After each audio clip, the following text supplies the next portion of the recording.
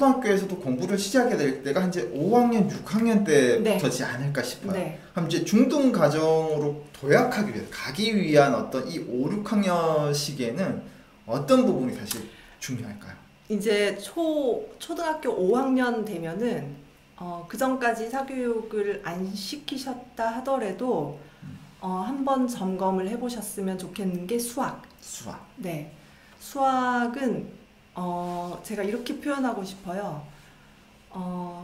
입시의 꽃. 아, 입시의 꽃이요? 네. 근데 사실 요즘은 뭐 수포자 그래서 입시의 이 꽃을 막 꺾는 친구들이 많아요. 그게 네. 꼭 부탁드리고 싶은 게 수학을 절대로 포기하면 안 돼요. 수학을 절대 포기하면 안 돼. 수학을 포기하면 대학 가지 않겠어요? 라고 말하는 거랑 똑같아요. 그래요? 그 정도로 중요합니다. 근데 네. 보통 뭐 이렇게 문과 친구들은 네, 뭐 수포. 예, 네. 이렇게 얘기하던데요. 근데 그거를 제가 말씀을 드릴게요. 제가 정말 많은 학생들을 가르쳤잖아요. 그러니까 겨울 시즌에 학생들이 많으면 막 1000명 이렇게 돼요. 근데 제가 다 상담을 할 수는 없지만 그래도 상담이 필요한 학생들은 제가 할 일이 아이들 상담하고 어머니들 상담하고 네. 이런 일들이었거든요. 이렇게 보면은 수학이야말로 노력하면 돼요. 수학은 노력하면 된다. 수학은 정말 저희 이제 제가 그 선생님들이랑 이렇게 이제 이 아이에 대해서 저 아이에 대해서 이제 이야기를 하면서 얘는 너무 힘들다. 정말 특히 수학 선생님들이 얘는 정말 다 괜찮은데 착한데 너무 안타까운데 얘는 수학은 안 될 것 같다. 수학 선생님들이 이런 말씀 하실 때가 있어요, 솔직히. 근데 그러고 어느 순간 보면 얘가 수학이 1등급이 돼 있는 경우가 굉장히 많습니다.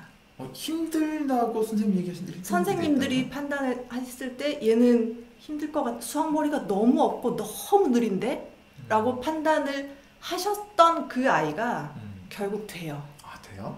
왜냐, 수능 수학이요 그렇게 어렵지 않습니다. 네, 물론 어렵지만 머리가 조금 뒤처진다, 뭐 수학 머리가 없다, 그러니까 이런 생각을 미리부터 가질 필요가 전혀 없는 게 제 경험이 그래요. 그러니까 수학만큼 열심히 노력했을 때 결과물을 가져와 주는 과목이 없더라. 네, 요거를 꼭 말씀을 드리고 싶고요. 수학을 포기하게 되는 가장 큰 원인은 제가 제 책에도 적었는데요. 수학을 포기하는 가장 큰 여러분 꼭 체크하십시오. 네, 요거를 꼭 기억해 주세요. 그러니까 주변에 수학이 빠른 애들이 있어요. 수학 머리가 있어요. 그렇죠. 타고난 아이들이 있는데 이 아이들은 소수입니다. 소수고 이 아이들이 그럼 수학을 항상 100점을 받느냐? 절대로 그렇지 않아요. 왜냐하면 머리가 빨리 돌아가기 때문에 방심해요. 그리고 차근차근 계산을 열심히 해서 기초를 쌓아야 되는 그런 과목들도 수학 내에 있거든요. 그렇죠. 이런 데서 약해요. 그래서 이런 아이들이 항상 잘하지 않아요. 근데 아이들 입장에서 보면은 선생님이 똑같은 거 설명하는데 옆에서 빠르거든요. 네. 그러면은 나는 수학 머리가 없구나. 쟤네 다 이해하고 막 고개 끄덕끄덕하고 있는데 맞아. 나 혼자 외계어야 이러면은 이거 수학 머리가 없구나. 근데 예를 들어서 부모님이 나도 수학을 좀 못했어. 그러면 집에 와서 엄마 난 수학이 안 될 것 같아. 그래? 속으로 나 때문에 그런가? 나 닮아서 그런가? 이렇게 생각을 하시거든요.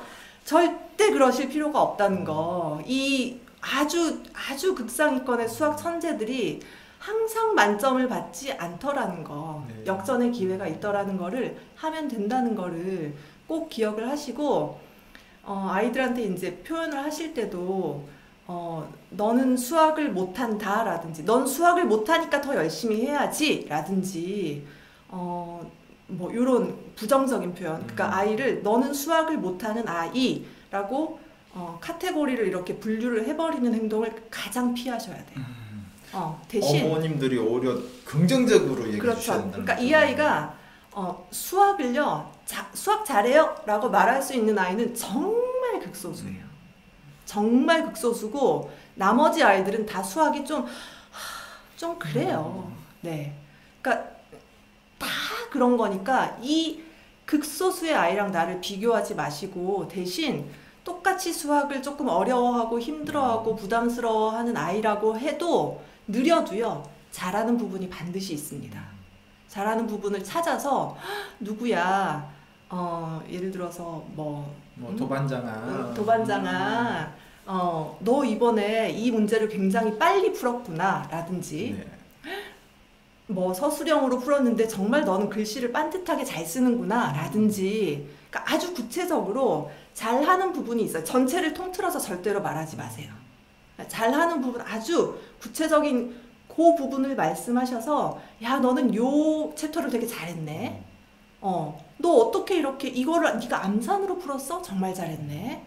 그러니까 어머님들께서 원하는 방향으로 칭찬거리를, 아주 구체적인 거를 잡으셔서 그 방향으로 칭찬을 해주세요. 예를 들면은 제가 아까 글씨를 또박또박 잘 썼네라고 네네. 말씀을 드렸지만, 수학 같은 경우는 특히 제가 왜 극소수에 잘하는 아이들 부러워하지 말라고 말씀을 드렸잖아요.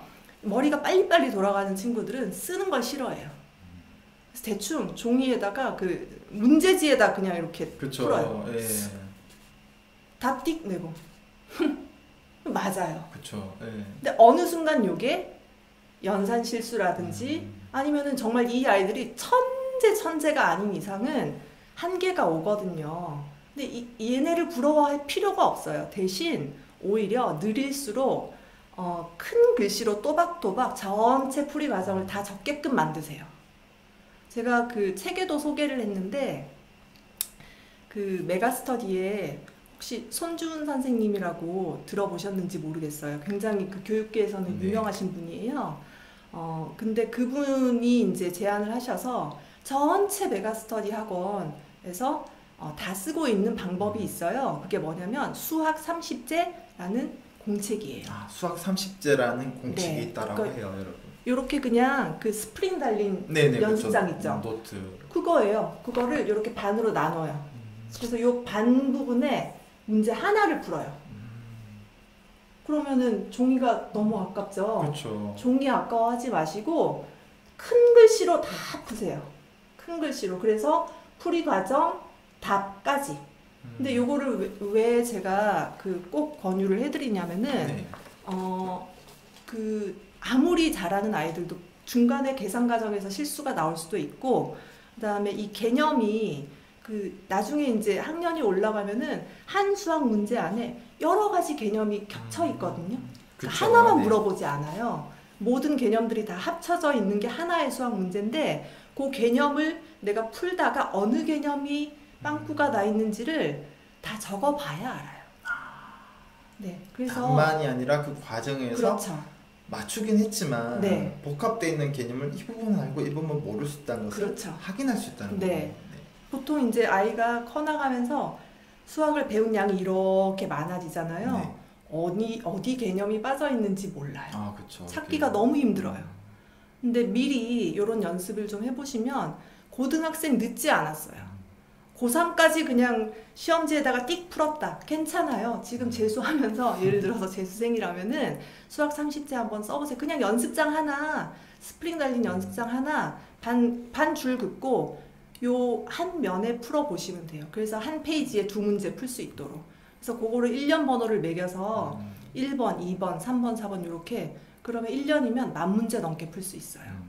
하루에 30문제씩 풀면은. 네. 그러니까 매일 30문제씩을 그렇게 푸는 습관을 들여주시면은 정말 도움이 됩니다.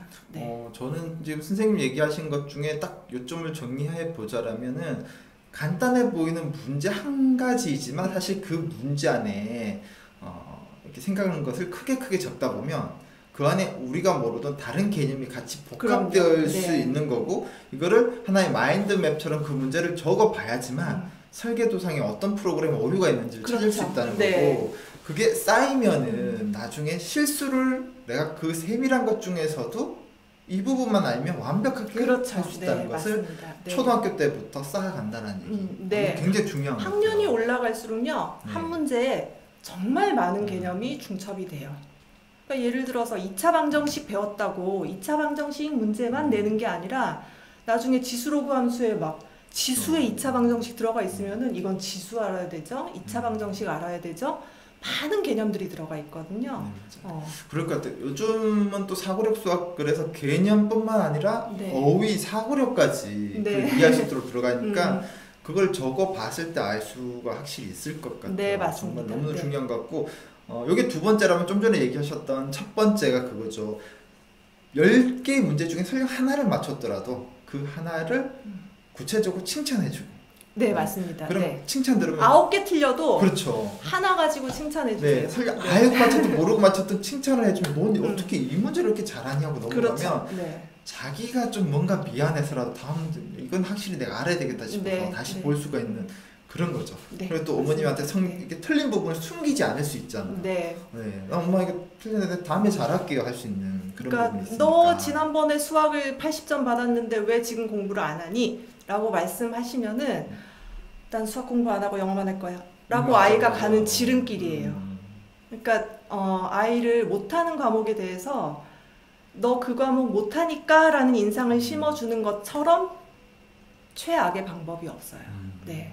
여러분들께서 꼭 사실 이거는 사실 우리가 저도 부모고 막 다들 그렇지만은 부모기 때문에 내 자식을 아껴서 욱 할 수 있는데 그게 욱 하는 순간 내 아이를 가장 해롭게 하는 방법.